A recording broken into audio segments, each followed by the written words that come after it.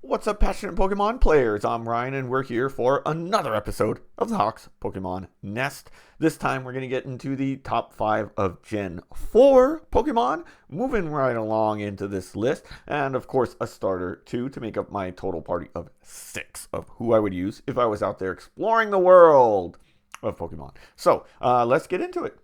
All right, now this generation is I like these starters. They're I don't know, not too big a fan of the Inferni, but I really love the this evolution line Torterra.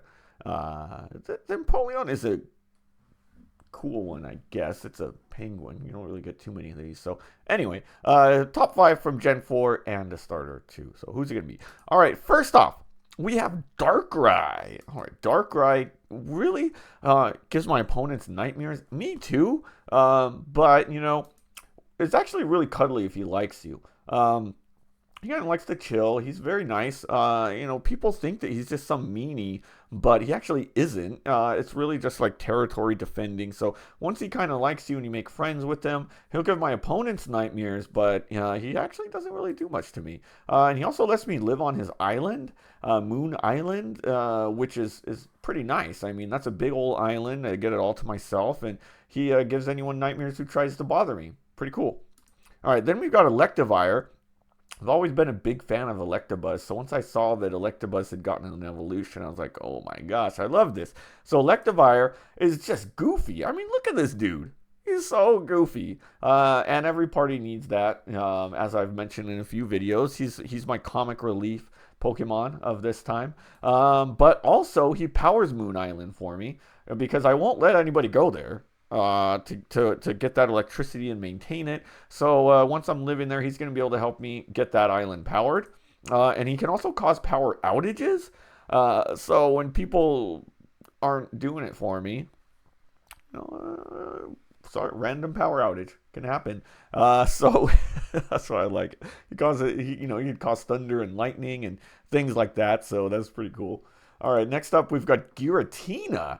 Now, Giratina can bend time and space, so I really like that. That's a very big asset as a Pokemon trainer. Sometimes you're losing a battle and you think, oh, I should have used this Pokemon instead because of this. And so he could bend time and space and kind of rewind things for me, so that I can make a better decision and make the right decision with the Pokemon that I am using.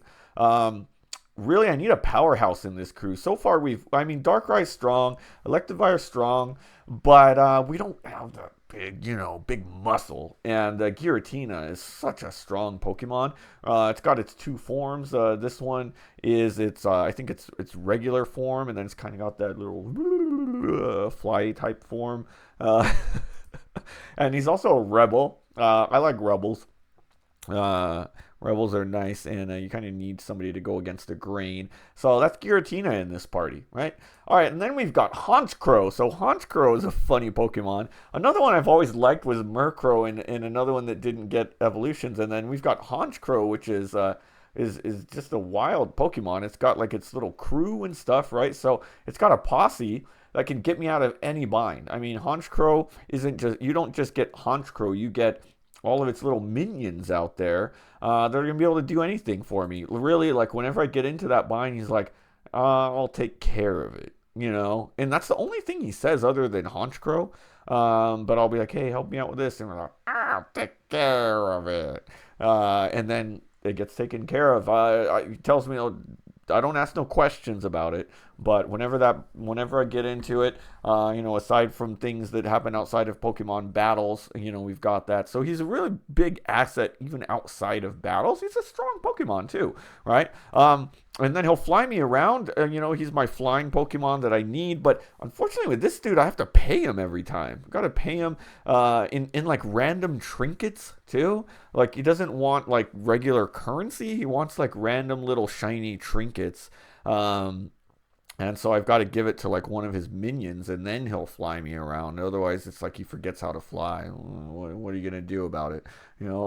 So, all right. Next up, we've got Leafeon as my number 1. I believe this one's my first evolution that makes the list. A lot of them, I'm tempted to put. No, I think I had Umbreon, didn't I? I don't know.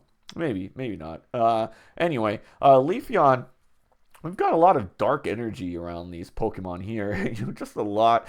So he purifies the air from all of these Pokemon. You look that up, and Leafeon does photosynthesis and does a lot of air purification. I also have bad allergies too. So I really need that. It's like a nice little air purifier overall, not just from the dark Pokemon that's, can kind of get you mentally in a weird place, but helps my allergies as well. So that's really good. And also lives in the woods. It's my favorite environment. So sometimes I want to take a break from Moon Island and just go into just a super woodsy environment. So Leafeon really helps me navigate those woods and not get lost. So that's always nice. And it's just an evolution. I love EVs. I love evolutions. And this one I really has always been one of like the most underrated of the evolutions in my opinion. All right, now last off, we've got another plant type, which is Turtwig. I love me some turtles, and he's a turtle. Right, I love turtles, my favorite animal. So Turtwig's a turtle, and he also trains Eevee to be Leafeon. A lot of people think you could just give an Eevee the right stone and it'll evolve, but it doesn't always know how to really take full advantage of its element. So having Turtwig can kind of show Eevee the rope so that when it becomes Leafeon, it's ready to go. Okay, and then worst case scenario, let's say I make Darkrai mad and he doesn't let me live there anymore, or something happens, the ocean swallows up Moon Island or something. Once it's fully evolved into Torterra, I can just live on its shell. That's a good home right there. It's a nice forest, and that's not bad. All right, well, that's going to do it for this episode of the Hawks Pokemon Nest. Hope you enjoyed this episode. We are moving and grooving through these top 5 Pokemon out there. Do you enjoy them? What are your top 5 Pokemon from Gen 4? Let me know in the comments. Let me know what you think of my unbiased, very scientifically proven top 5 Pokemon list so far. Let me know. But also, please, if you enjoy this, hit that subscribe button. If you want to become part of the Hawks Nest, we're a fearless flock of fabulous folks who love to do what we love out here. I love making these videos, and hitting that subscribe button is going to help make sure that I could keep doing so. So we got plenty more content to come, but until then, we'll see you next time.